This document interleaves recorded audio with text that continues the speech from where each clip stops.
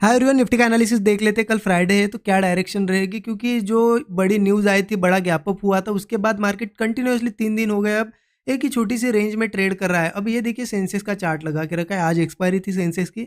हमने डिसाइड भी किया था कल की सेंसेक्स में ही हम ट्रेड करेंगे, लेकिन आप मोमेंट देखिए, मार्केट ओपन हुआ, ओपनिंग के बाद थोड़ा नीचे और जो रेंज बनाई है, मतलब ऑप्शन बायर के लिए तो आज कोई चांस ही नहीं था पैसा बनाने के लिए। कहाँ पे भी ट्रेड लिया होगा तो एसएल का सामना करना पड़ा होगा।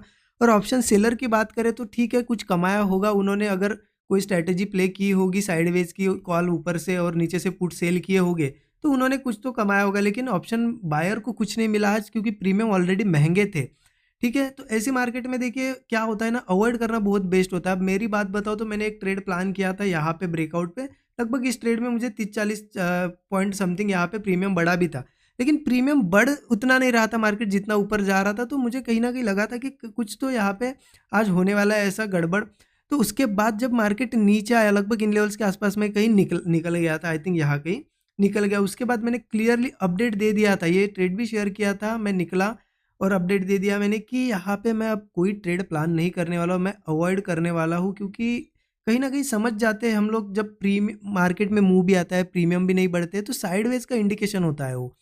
तो ऐसे मार्केट से बचना बहुत ज़्यादा ज़रूरी है। देखिए लॉसेस से अच्छा होता है आप बैठे रहो, क्योंकि कैपिटल प्रोटेक्ट करोगे, वही रिस्क कल लोगे जब अच्छा होगा मार्केट, जब मूवमेंट आना शुरू होगा तो आपको ईज़िली प्रॉफ़िट बन जाएगा। लेकिन आप ऐसी मार्केट में कितना भी ट्राई करो, आपको मार्केट यहाँ पे गलत ही साबित करेगा। तो मार्केट वैसा रहता है, तो वैसे दिन आप समझ जाना चाहिए, 1-2 बार अगर मार्केट ट्रैप कर रहा है, नीचे भी नहीं जा रहा है, ऊपर भी नहीं, तो अवॉइड करना बेस्ट रहता है। अब देखिए अगर निफ्टी की बात करें, तो निफ्टी का एनालिसिस देखने वाले हम कल के लिए।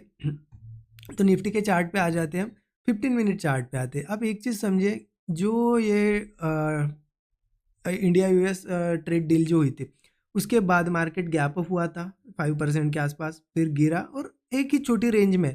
अब ये ऐसा नहीं कि मार्केट यहाँ पे खराब है, देखिए डाइजेस्ट करने में समय तो लगता है। मैंने आपको बताया भी था, इसी दिन बताया था, जब मार्केट इस दिन गिरा और यहाँ पे था, मैंने क्लियरली आपको बता दिया था कि यहाँ पे मार्केट को 1-2 दिन तो लगेंगे डाइजेस्ट करने में, एक मूव पकड़ने में नया। अब ये 2 दिनों से 3 दिन हो गए कंटिन्यूअसली मार्केट एक ही रेंज में। अब प्लान क्या होना चाहिए, हमें कैसे ट्रेड प्लान करना है, देखिए बहुत क्लियर है। अभी निफ्टी की अगर बात करें, निफ्टी जिन लेवल्स पे है, यहाँ पे वीक लेवल पे है, मतलब कल मैंने आपको क्लियर बताया था 25,670 का एक जो लेवल है उसके नीचे है हम। 25,670 के नीचे है, इसका मतलब वीक जोन में, और वीकनेस आपको दिखाई भी देगी। देखिए बायर्स ने जितने भी ट्राई किए, बाद में सेलर्स ही आए हैं। हर जगह कैंडल ग्रीन भी बनी है, फिर रेड कैंडल्स भी बनी है, और क्लोजिंग इसके नीचे ही मिली है, तो मार्केट तो अभी वीक है।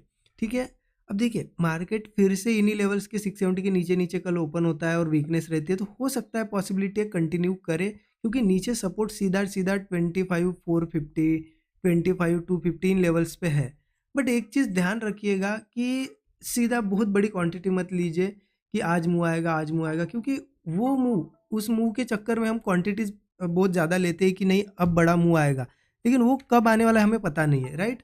तो इससे अच्छा मेरे हिसाब से प्लानिंग क्या रहना चाहिए कि ठीक है चलो वीकनेस है, यहाँ पे ट्राई करना है, पहले कम क्वांटिटी में ट्राई करो। आपको दिख रहा है कि हाँ प्रीमियम सही में पुट्स के बढ़ रहे हैं, अच्छा मुँह आ रहा है, तो कुछ क्वांटिटीज़ फिर ऐड कर सकते हो धीरे-धीरे। बट यहाँ पे बहुत एक ही साथ अगर क्वांटिटी लोगे और फिर से यहाँ पे ऐसे रेंज में चला गया मार्केट, तो फिर फँसना ही फँसना है यहाँ पे, राइट। तो मेरा तो प्लान है कि चलो वीक है मार्केट, तो मैं देखूँगा, ट्राई करूँगा, अगर अच्छा मुझे लगता है प्राइस एक्शन और प्रीमियम का बिहेवियर, तो अदरवाइज़ मैं कल सीधा अवॉइड कर दूँगा, सीधे मंडे देखूँगा। क्योंकि देखिए 3 दिन हो गए कंटिन्यू ऐसी रेंज में ट्रेड कर रहा है, राइट। अब एक बड़ा मूव आना तो पॉसिबल होता ही है, क्योंकि कंटिन्यू मार्केट बहुत दिन नहीं रह सकता ऐसा, 3 दिन 4 दिन रहेगा, एक मूव आएगा, वो कौन सी डायरेक्शन में आएगा वो क्लियर नहीं है हमें, क्योंकि इतनी बड़ी न्यूज़ के बाद अब फंस गया है मार्केट यहाँ। पहले हमारा काम होना चाहिए कि एक डायरेक्शन पकड़ने दो मार्केट को, जब मार्केट डायरेक्शन हमें क्लियर करेगा, जब डायरेक्शन क्लियर होगी ना, तब हम अच्छे से प्ले कर सकते हैं। मतलब अब यहाँ पे करना क्या चाहिए, मिटा देता हूँ मैं आपको, सिंपली समझाता हूँ। देखिए अब रेंज में है, ठीक है, हम इस होप पे 2-3 दिनों से ट्रेड करें कि चलो अब बड़ा मुँह आएगा, कल भी सबको लगेगा कि बड़ा मुँह आएगा, हो सकता है आ भी जाए, हो सकता है साइडवेज भी रहे।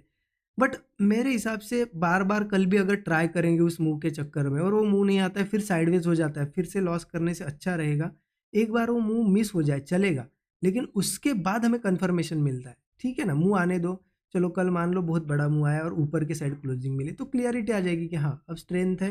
फिर बाइंग में हम धीरे धीरे जा सकते हैं और प्रीमियम भी फिर अच्छे से बिहेव करेंगे जब एक मूव आएगा।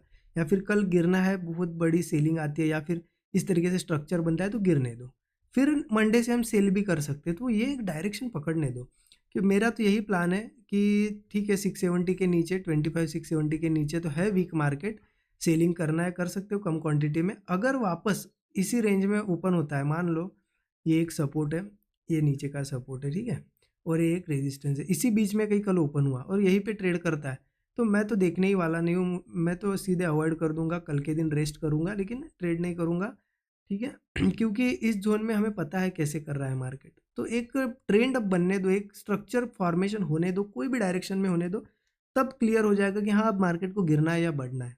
अभी तो वो यहाँ पे डाइजेस्ट कर रहा है वो चीज़ें, इतनी बड़ी न्यूज़ और सब कुछ चीज़ है, ठीक है। तो ये मेरा प्लानिंग है। तो थोड़ा सा मार्केट से दूर रहोगे तो कोई फ़र्क नहीं पड़ेगा, एक दो दिनों से एक मूव भी छूट जाए तो, लेकिन बार बार फंसने से तो बचोगे, ठीक है। तो ये मेरा कल के लिए एनालिसिस